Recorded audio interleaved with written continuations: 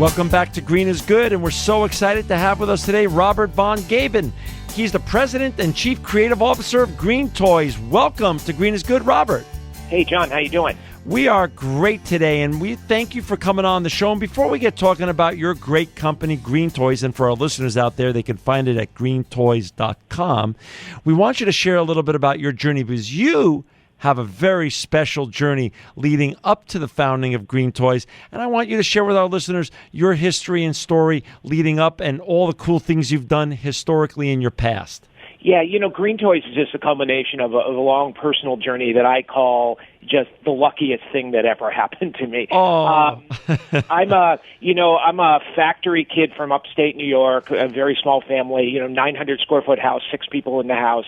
And I landed in California after college in the mid-'80s, literally with $20 in my pocket. But what I brought with me and what my parents brought with me is just a good Midwest German work ethic. The only thing I had going for me is I just worked harder than anybody else. So when I worked through the 80s and 90s in Los Angeles, I worked with a number of entertainment companies, including Geffen Records. I worked for David Geffen, M.B.A, Universal, in the creative side. What I learned was the creativity and the person that takes the blank piece of paper and solves a problem from starting from scratch is where the value in society is created. So I've been through a number of careers. I started the online division at a major record company, David Geffen's company. I was a venture capitalist in Silicon Valley through the dot-com era, which was an amazing adventure in and of itself. Got out, made a little bit of money, wanted to do something fun, stumbled into the toy industry because it was just something that was right for the times for me personally. It created a design firm in the early 2000s to be able to create electronic toys. And then something fantastic happened. My wife and I were having dinner. We were talking about the toys I wanted to create. Right. And she said to me, you should do toys that have a positive impact in the environment. Nobody does that. And now we talk about eco toys, and it's a huge category, and Green Toys has grown, and I can tell you a second about how Green Toys has grown, but it was that one suggestion over dinner, and the light bulb hit, and I said, you're right.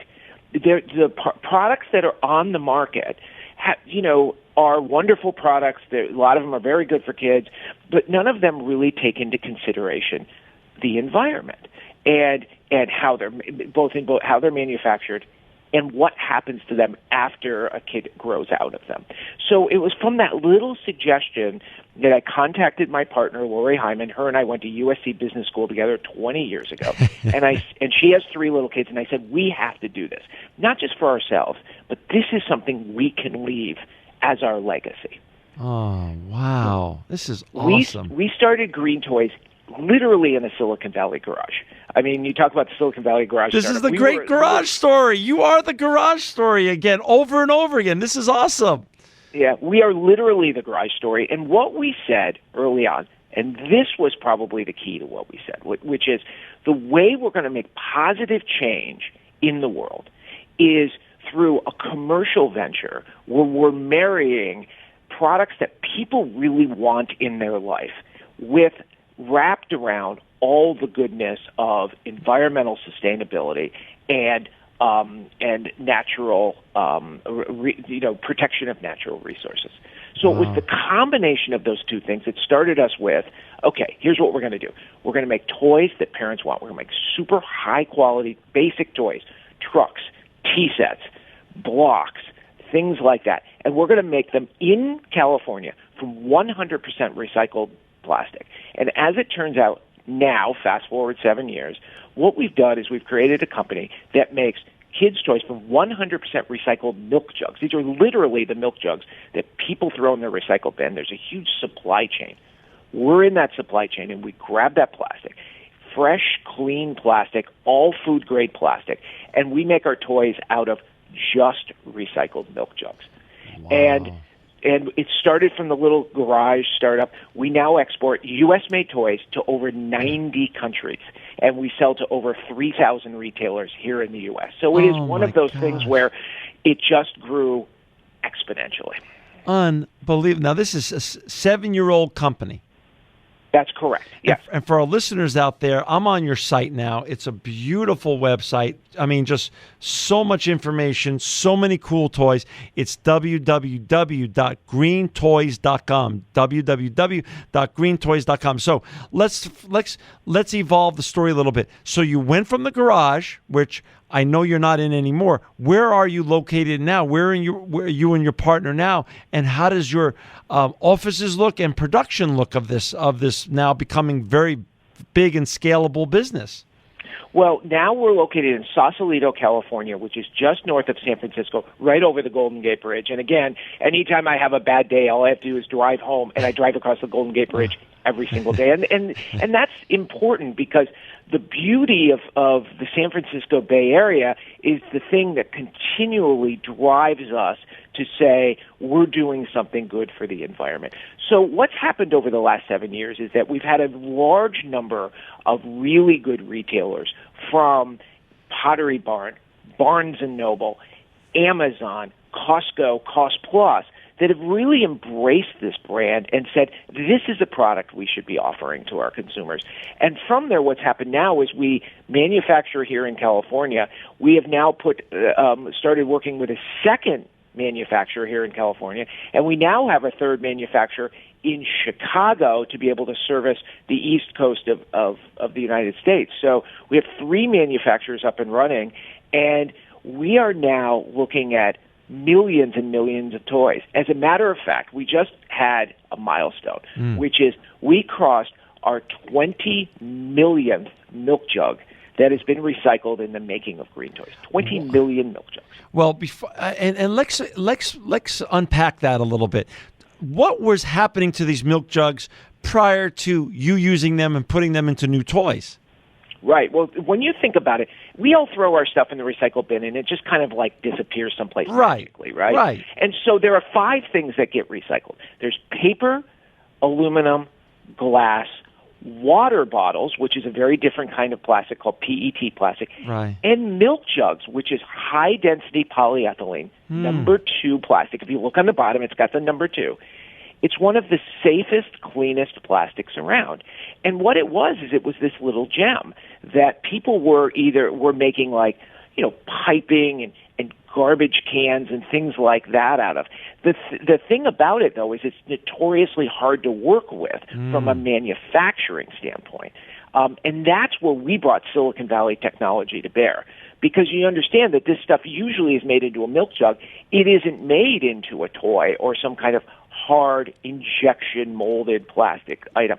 So that's what we bring to bear as technology and Silicon Valley technology to be able to use recycled plastic, which is a real challenge to work because it doesn't operate like regular plastic.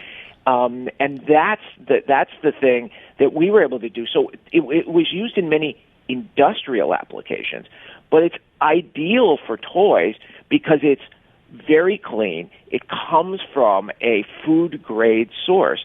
But most importantly, John, what it does is for parents and children, it closes the loop.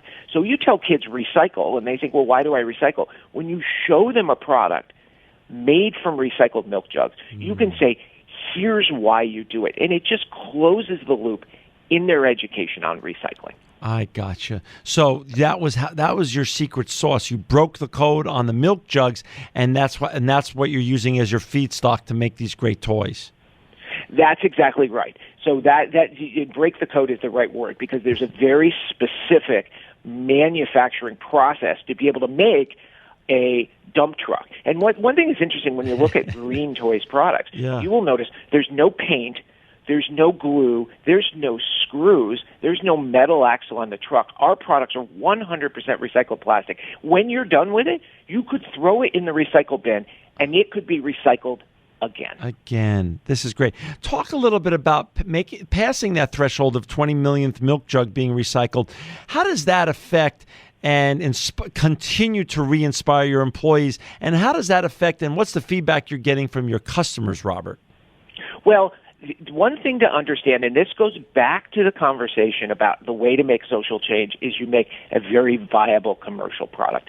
First and foremost, ours has to be really good toys regardless of the message of the environment, right? I mean, like, for instance, we sell a big dump truck that's really sturdy and kids love. If that sitting on its own is not a good product, the rest of it is for naught, right? It just doesn't matter. You have to have a good product. So first and foremost, when people take our bath toys, our boats, our blocks, our trucks, and we have line of vehicles, they say these are really great products. And then when you tell them on top of it, oh, it's made in the United States, and oh, it's made sustainably, they just freak out. So it really starts with, it doesn't matter what your message is. It's like healthy food, right? Healthy food, it's great when it's good for you, but first and foremost, it's got to taste good. Right. Yeah. For our listeners out there, we've got Robert von Goeben with us today. He's the president and chief creative officer of Green Toys. And to learn more about Green Toys or buy their great products, you go to www.greentoys.com. So now, Robert, you just passed the 20 millionth, milk jug recycled. What now? I mean, you grew this company. I mean, literally, you opened this company in the face of a recession. You probably, in 2007, the most difficult time to start a company. Now it's 2014, and you've got, you've created this diamond of a company that's doing work that people appreciate. What's next? So there's two things that's happening next. One is further expansion overseas, which is a possibility also of manufacturing overseas. That people always say, would you manufacture in China? And we would consider manufacturing in China to sell to China. There is a strategy that we would take what we have in the United States, pick it up, and drop it in, say, Europe, where you would grab the recycled material that is available in Europe for the European market. It's almost reverse globalization, if you will. But it's also very intuitive. It makes sense to replicate your paradigm that's worked so well here locally in those other countries. That's right, because, when you think about not only the toy industry, but the traditional consumer products industry, you search the globe, you find the cheapest place to manufacture, you send all your raw material there, and then you ship it out all the way around the world, and that's just an old model. Right. The idea is you go where it's best to manufacture a product for where your raw materials are, get it really close, and then what you do is you manufacture the product there. So there is a strategy. The second strategy for Green Toys is recycled milk jugs is one great raw ingredient for our products. Mm-hmm. We are now, it's funny, I'm jumping on a plane in a week all across the Midwest of the United States. There is a variety of other materials that are being repurposed and reclaimed in sustainable ways out there. And what we're doing is we're staying at the edge of the curve and looking at the real pioneers and the producers that are saying, we have new materials from new sources of recycled products that you might be able to now use in your toys.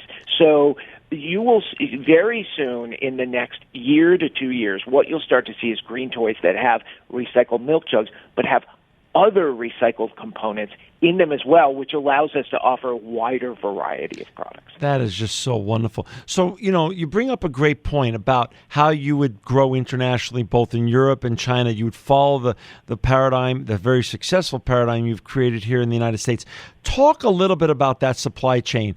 Talk a little bit about why it saves energy, reduces greenhouse gas emissions, and ensures better worker safety for the factory and the environment at large. That way, I want our listeners to understand you've created really a triple bottom line. Not only are you and your partner very successful entrepreneurs, or let me say ecopreneurs, which is always the key to sustainability. You're making money, which means your companies can be sustainable, but you're creating a product that the consumers at large want, and you're doing something that's also very gentle on the environment and also is very gentle on the employees. That's right. We made a point of starting our company in California for a couple of different reasons. California, as a community, has some of the strictest environmental and worker safety laws in the world. We knew that if we manufactured here and could make our business work, that we'd be a successful company. So essentially, as opposed to a lot of companies which search through Asia for the easiest and least expensive place to manufacture, we went to the hardest and most expensive place to manufacture, California, to start. And we said, we can do it here. When I walk to our factories, and by the way, our factories are a half-hour drive from my house. When we go to our factories and I walk the floor, which we do on a regular basis, we know that the workers here are being watched over by an enormous regulatory umbrella. Some say heavy regulatory umbrella, but quite frankly, that's our competitive advantage because we can make it work here. And that's true nowadays through a lot of the United States. The other thing is our main market right now is the United States. And when you think about toys coming from Asia, we did the math once, is that when you manufacture toys overseas and you bring them to the warehouse, it's normally 10,000 miles from the factory to the warehouse. I mean, think of the transportation costs, think of the carbon emissions. Our manufacturing facility is 10 miles from our warehouse. Wow. So what happens is when you make your supply chain super tight, not only can you keep quality high because everything happens in real time, but what it allows you to do is it allows you to wring all that transportation out of the supply chain, saving a lot of energy and quantifiably reducing greenhouse gases. Gotcha. I'm, for our listeners out there, we're talking to Robert Van Goeben, and Robert, what is the most popular toy on? I'm on your website, and it's a beautiful website for it's greentoys.com, greentoys.com. I mean, I'm looking at the airplanes, the Build-A-Bouquet, the dump truck. What is the hot sellers? Like, what's hot right now? What's hot right now, interestingly enough, are bath toys. Toys you can play, like we have a tugboat, a submarine, we have a ferry boat where little cars go on.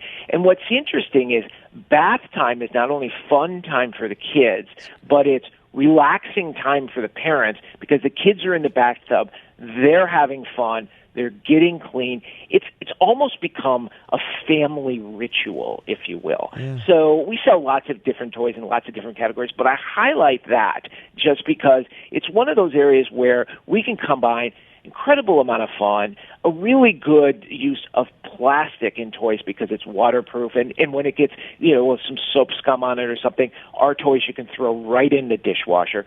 So we do really, really well with bath toys, but then also vehicles. We sell dump trucks, and we literally have a recycling truck and things like that. So it's the tried and true, really basic, open play, kids can use their imagination. That's what's really driving our business. I'm looking at the recycling truck right now. It's 2 shades of green. It's really cute. I think I'm going to have to get that one.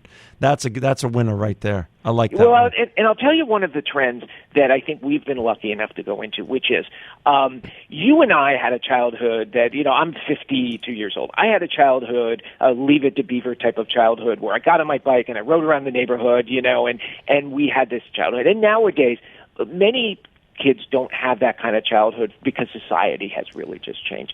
So there is really a feeling among parents, it's almost a nostalgic feeling among parents, that they want their kids to have a real childhood. We have apps in TV and all these things that come in, but there's really a need among millennial parents that are just saying, I want my kid to be a real kid, and I want to have a real childhood. So what they're saying, that's what's driving them to Green Toys products, in addition to all the eco message, which is these are just real toys. I mean, our toys have no batteries. We don't use electricity. We don't even use screws. They're just regular, good, old-fashioned toys. And that is what millennial parents nowadays are really looking for their kids. Real toys for real kids. I love that. Real toys for real kids. Well, Robert, we're down to 60 seconds. What is going to happen with your company? What's your dream, and what's you and your partner's dream for the next 5 years? When you come on Green is Good 5 years from now, what's going to be what are you going to be telling us? I think what you want to say is that the most popular toys in the United States are Mattel, Hasbro, Lego, and Green Toys. At this point, our mission is scale. Our mission is to be able to take what we do and affect every family in America and be able to really bring that to everyone, because we think everyone can benefit from the things we're bringing there. So 5 years from now, if I come back on, I want to be able to say the largest toy companies in the country are Mattel, Hasbro, Lego, and Green Toys. It's going to happen. Real toys for real kids. Go to greentoys.com. Buy them today. Thank you, Robert, for being a visionary and innovative entrepreneur. You are truly living proof that green is good.